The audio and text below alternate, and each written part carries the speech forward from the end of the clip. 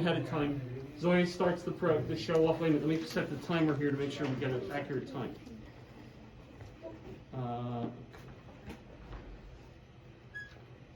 When you start is when we start to hit the start button. Welcome to Channel 18 Sindesperdicio Insider Online. I'm your host, Zoyance, and this program is dedicated to the 20th anniversary of the refounding of our city. My partner in this holocast is Sindesperdicio's top investigative reporter, Reyes. Tonight I'm also joined by a longtime resident, an unofficial historian from our Auburn City, Bill Charles Joe. Here's Ray with an introduction for today's guest. Thank you, Zoya. I'm here on the streets of Sindespedicio, located in front of the newest senior center. In just a moment, our guest speaker will arrive, and we can begin our interview. But first, let me tell you a few things I gathered about Bill from our first introduction. Bill is the eccentric, unofficial historian of Sindespedicio. He also is a renowned, recently retired nanobot engineer in his field. Bill Charles Joe can trace his history back to before the city was born. That's interesting, Rhea. How did you first meet him? I met him while exercising with my lane bike. He said he needed to walk home, so I offered to give him a ride. On our way, I invited him to join us on this holocast. Speaking of Bill, is that him leaving the senior center? Yes, just let me go get him. Hello, Bill. I'm glad to see you again. Are you guys ready to begin? Yep. Okay, Bill. Last time we met, you told me your family has been based in Sindespedicio for decades. Can you please tell me some more about your history with the city? My family has been living in Sindespedicio for over 150 years. My great-grandparents lived here when our city looked incomparable to how it is now. I remember hearing stories from my grandmother about the piles of trash, dented houses, and how pollution was taking over more and more every year. I heard you mention pollution, and from what I've heard, the city had an abundance of air and water pollution. In 2016, Chile produced over 81 million tons of fossil CO2 emissions. Now these emissions have completely vanished. How did your city remove these emissions from its ecosystem? Yes, our city was on a big decline due to polluted waterways and mass air pollution. When the city got remodeled, engineers figured out how to incorporate nanotechnology into our beloved Mapercha River so our citizens could have clean water. Rooftop gardens help with controlling air pollution. It seems like your industrial zone is one of the most eco-friendly zones in the world. Could you please explain how you managed to make this zone sustainable enough to support the city without any pollution? We use robots to reduce human waste, but we still have people there to supervise and keep the robots under regular maintenance. We make sure to produce no air pollution and incorporate methods that use recycling.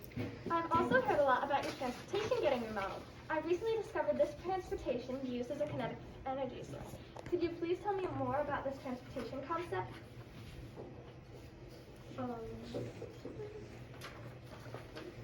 Lane bike, the education. We have changed our transportation to lane bikes based on my great-great-aunt in the early 20s. They're expandable, light, and a great way to get exercise. For citizens with mobility issues, the bike can be voice controlled. I love going out with my grandkids. I've heard a lot about your education system, Bill, and how it's fully virtual. How did that change things? The average student of 2036 barely passed high school. In 2121, that statistic increased to 84%.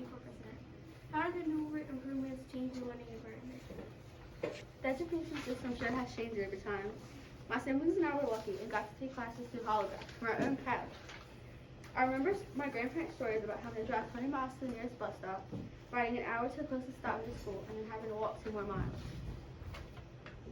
I wish I had the option growing up. What did you do to change the job situation and to make it more interesting for city residents? Now people can have a more personalized working experience and live their best life.